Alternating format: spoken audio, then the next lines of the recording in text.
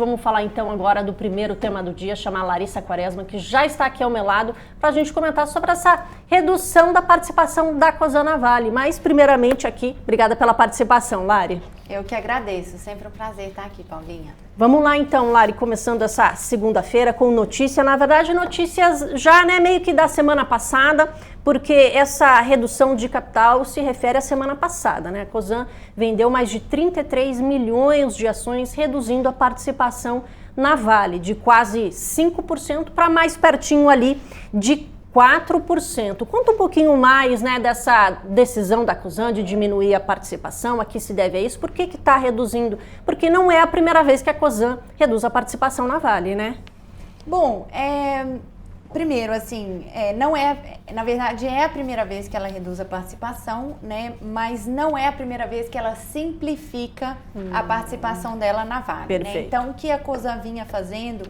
inclusive ela divulgou um pouco antes do resultado do quarto TRI, foi que ela foi retirando os derivativos atrelados a essa participação da Vale. Então isso o investidor já via com bons olhos. Agora o que ela fez foi efetivamente reduzir a participação direta, o que a gente e o mercado também viu com muito bons olhos. Por quê, Depois que a Cosan fez esse investimento na Vale, há cerca de 18 meses atrás, a Vale primeiro estava num preço de ação mais perto dos R$ 74, R$ 75. E segundo, veio todo um questionamento a respeito do preço de longo prazo do minério de ferro. Que por mais que a Vale seja uma empresa muito rentável, um ativo de certa forma irreplicável no Brasil e no mundo, uma mineradora de baixíssimo custo de produção, de muita vantagem competitiva, inclusive contra outros competidores globais, no médio prazo veio essa preocupação em relação ao minério de ferro, cujo preço é muito dependente da demanda chinesa. E com o mercado imobiliário chinês um pouco meio saturado, com uma super oferta de imóveis, principalmente residenciais, está acontecendo um questionamento sobre esse médio prazo aí do minério de ferro e, consequentemente, para a Vale. Então, isso somado às questões de governança na Vale, envolvendo a troca do CEO, que inicialmente poderia vir do antigo CEO da Cosan, que é o Luiz Henrique, que ocupou uma vaga no Conselho de Administração da Vale, e existia a expectativa de ele virar presidente ou do Conselho de Administração ou presidente da operação, CEO, percebeu-se que não era tão simples assim.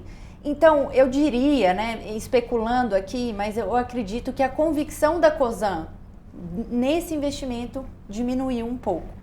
Então, com isso, eles fizeram essa redução de participação. É um movimento que a gente considerou muito positivo, não só por todas essas questões estratégicas que eu comentei, mas também porque dá a oportunidade da Cosan reduzir a dívida dela de maneira substancial. Essa venda de 33 milhões de ações corresponde a um caixa levantado de 2 bi de reais. É muito dinheiro, E que a Cosan já imediatamente usou esse dinheiro para liquidar antecipadamente uma parte da dívida dela. Então, nesse sentido, por ser uma posição líquida que a Cosan tem, talvez a empresa mais líquida que a Cosan tem em portfólio, por ser uma participação bem pequena, minoritária, que não tem grandes efeitos sobre a gestão estratégica do portfólio, eu acho que foi a escolha certa a se fazer para reduzir a alavancagem do conglomerado como um todo.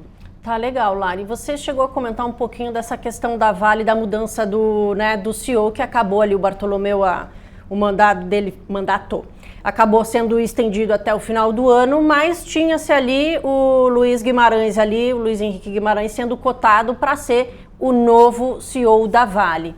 Nesse sentido, então, com essa redução, a gente vendo esse movimento da Cosan diminuindo a participação, você acha que mudou um pouquinho, ele já não há o interesse da Cosan de colocá-lo ali como CEO? Houve uma mudança de estratégia, de repente, em relação a isso?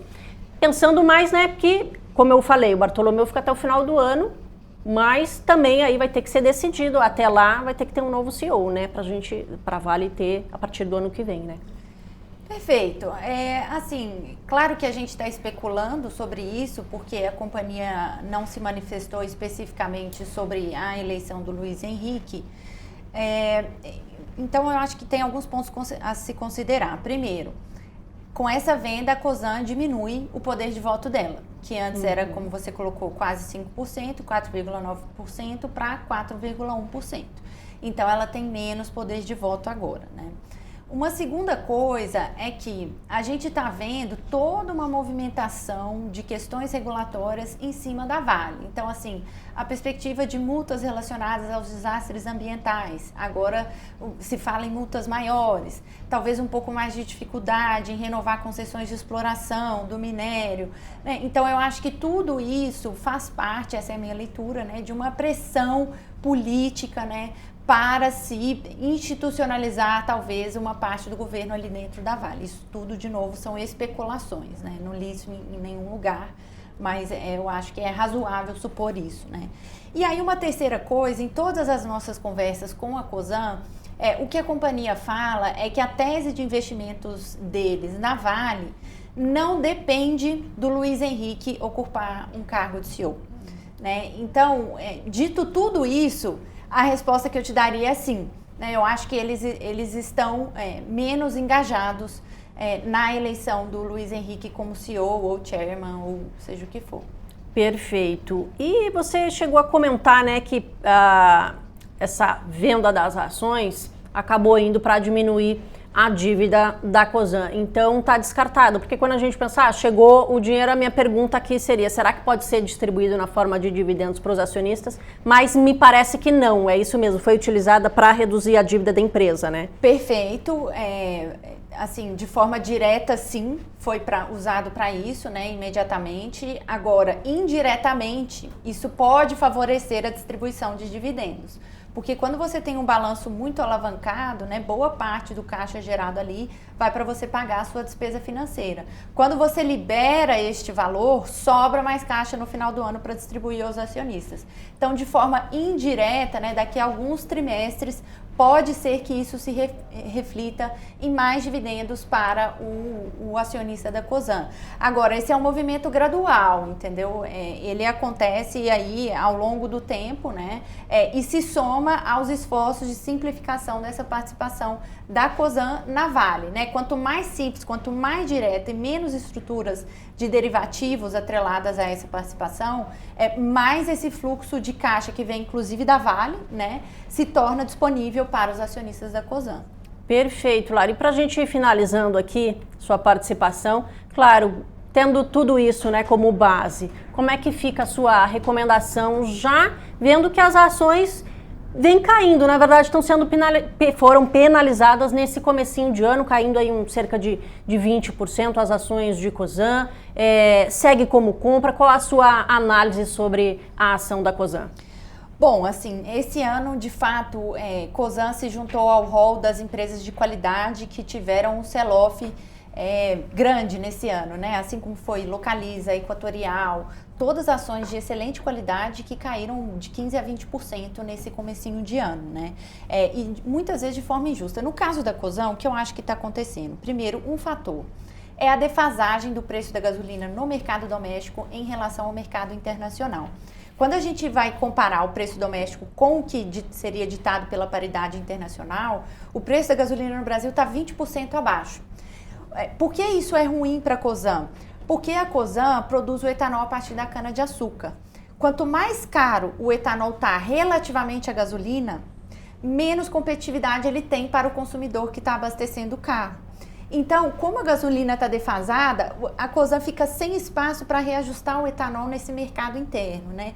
Então, esse é um dos fatores que, na minha opinião, está pressionando a ação, apesar da Cosan exportar a maior parte do etanol que ela vende. Um segundo fator é a própria queda da Vale, que também cai seus 15% no ano, né? Então, até por isso, eu acho que é também uma boa ela ter reduzido a participação.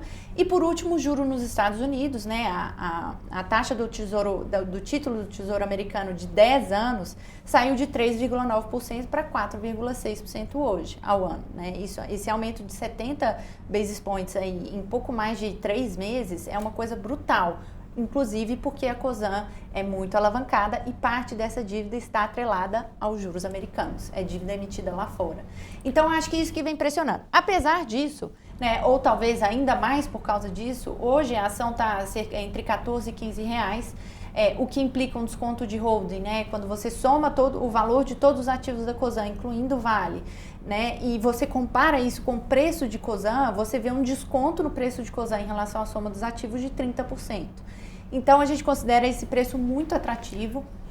A gente mantém a nossa recomendação de compra de Cosan, que segue aí presente em várias carteiras da Empíricos. Maravilha, obrigada pela participação, Lari. Excelente semana. Eu que agradeço, igualmente. Até mais.